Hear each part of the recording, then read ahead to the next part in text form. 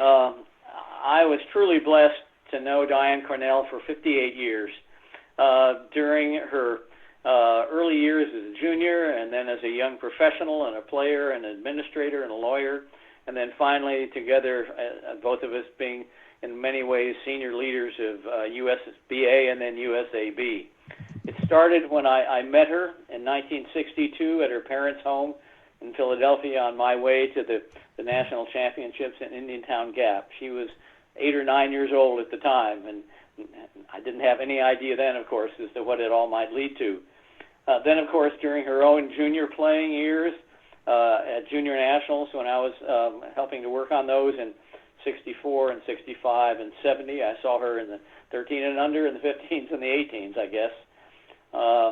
And then finally, during our adult years, as both of us having served as president for 3 years each of USBA, USAB, on the board, all the way down to this last couple of years when we talked a great deal on the phone about how to solve the disagreements at the time between various segments of the junior badminton community.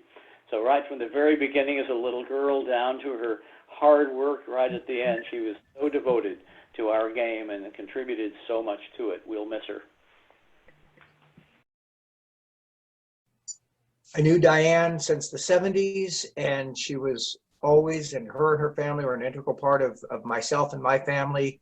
She having played with and against my sister, and Diane will always be remembered by me as one of the really great, honest, hardworking people that I worked with throughout my entire career of badminton. She was one of those that stayed in the sport from the time she was a junior all the way through the rest of her life, and gave back 10,000s of times more than she ever took from the sport. She was one of the great ones, and we will really miss her. Met Diane in 1990 in College Park, as I just arrived there, maybe 10 years after she came to the area. We organized so many tournaments, mostly the DC Open, but also the Senior Nationals. And one of my best memories with her is when we went to our respective houses and had to make these draws of the tournament, all before computers were doing that for us. Although stressful, those were the best memories that I have of her. And the other good memory I remember, she was always calling me kiddo, and she will always be in my memory. Thank you, Diane. Diane, a passionate supporter of badminton in all ways. I met Diane in the mid-90s as a newbie to the sport, and found her as an active participant, organizer, leader, motivator, and mentor eventually, whose value here in the Northeast, and especially for me, cannot be underestimated. I especially will miss you, Diane. Thank you for being you. We ran DC Open together for a decade, some junior tournaments.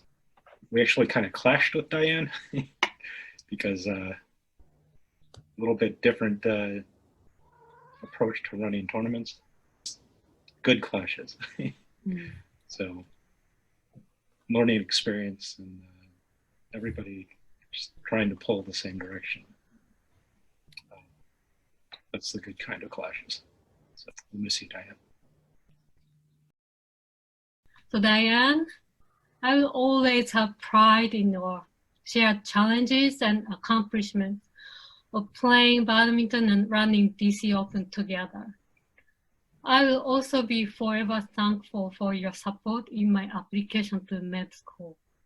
I remain in shock at the suddenness of your passing, because you never mentioned your condition in or email back and forth during my application process. I'll always remember you as the vibrant, caring woman that I knew. Okay. The Northeast badminton community is today much better organized, and this is largely because of Diane. And she was very encouraging and was an inspiration for caring, selflessness, and good leadership. We really miss her. I remember Diane as being a very calm and collected leader. When I joined the Northeast Regional Board as a teenager, she could not have been more welcoming and encouraging. I particularly remember that she was deft at handling conference calls. And when those calls would inevitably go off the rails, she'd say something along the lines of, let's take this topic offline. And that was her way of saying, okay, back to business. But she would actually follow up with people that had been discussing that side topic because she really did care about everybody's contributions. And I'll always remember her for that. And she was a force without being forceful. And now, on behalf of the Don Paup family and Helen and the girls, who I speak with often, they really wanted me to pass along their condolences as well to Margaret, and what a difference Diane and her family made to them when they came east and settled in the DC area. There's no overstating the impact that she and their family had on the Paups and their children and their subsequent families. And she will be so missed. Lastly, Linda French, as the president right now, or the CEO of USA Badminton. Linda sends her condolences to Margaret and to Diane's family and friends. There's, again, no overstating the impact and the work that Diane Cornell did and gave to the sport of badminton. And then last but not least, our current president of the Northeast region, Sami.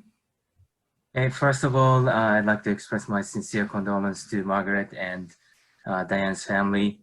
I've known Diane the past a decade or a dozen years or so, not as a player, but as a fellow organizer in badminton.